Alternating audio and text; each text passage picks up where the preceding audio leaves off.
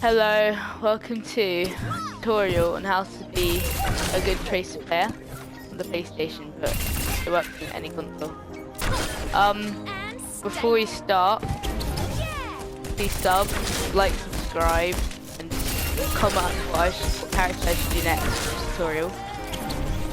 Anyway, so there are 3 things to make a good Overwatch player in general, which is knowing your positioning, like whether to flank, whether to stick with your team, stuff like that. Who your counters are. Last thing is ult timing. Now, as Tracer, positioning isn't a key factor when you're playing as much as when you're playing like Roadhog, things like that, but still quite important. So let's start with Tracer's counters. Tracer has a few counters, which are Tree, Roadhog, and Ana. Because if they land one shot on you, like stun grenade or a hook from Roadhog or a sleep dart from Ana, they mobilize you, which is the main strength of Tracer. You've got to keep moving. And once they take away that, then everyone can shoot you with your low health, which is 150. So always try and keep moving, like away from people, because you've only got 150 health. You don't want them to shoot you once.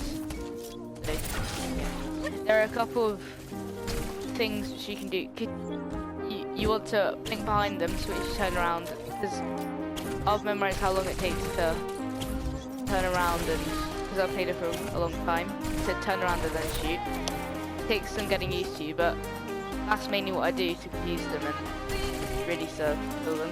No watch. Just blink behind, turn around, like that.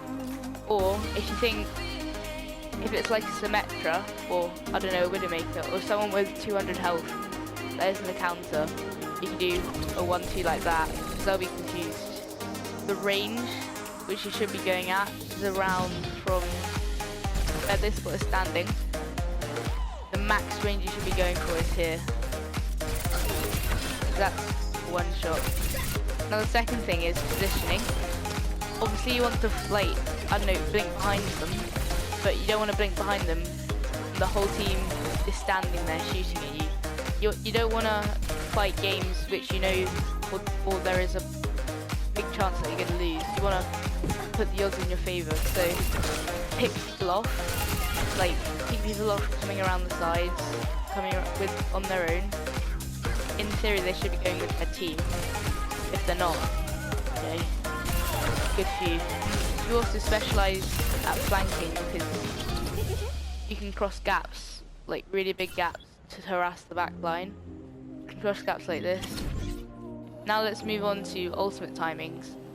I think she has one of the quickest ultimate times, so she can build it up, but I wouldn't always use it. I would try and combo it with Zarya and stuff like that, and maybe mobilizing things like Mei's ult, Reinhardt's ult, for that. When you get it, look for, if like you find a counter, use it on them, because the odds aren't in your favour when you face them. I wouldn't recommend using it on Roadhog, because even when you do the pulse block, it only does 400 damage. And Roadhog is 600 health. So I'll just stay away from the tank completely when you're using your stuff, unless it's in the Zarya. Other people who have their ult which can destroy you are people like Roadhog and Zarya. And Zarya and Roadhog gets like quite quick, and Zarya gets quite slow. Once you got your ult, and then once you got around halfway, she's probably going to have it. So if she's going ult or attackive, these are signs which all players with their ult have. Go ult or attackive, don't really care because they know they got their ult in the belt. Just run, just run away because they're just not gonna win. You're just not gonna win. Now her rewind ability is very useful.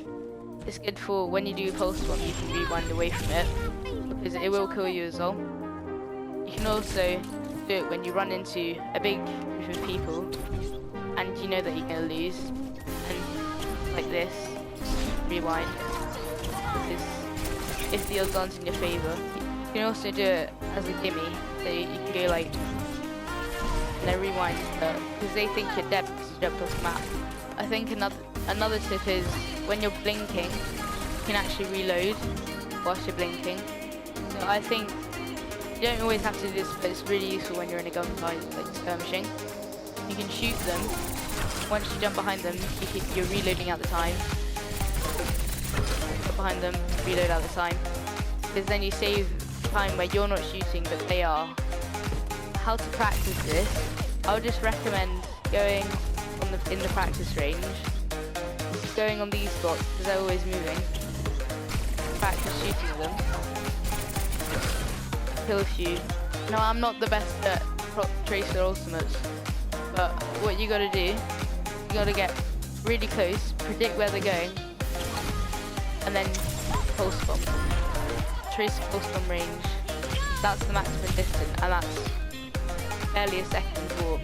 You don't need amazing aim when you're playing Tracer, but you still need some. Because I'm still hitting him there, and I'm hitting him in the arm. You don't need to be headshotting everyone, because it's still a one-shot kill if you just body shoot them like all the time.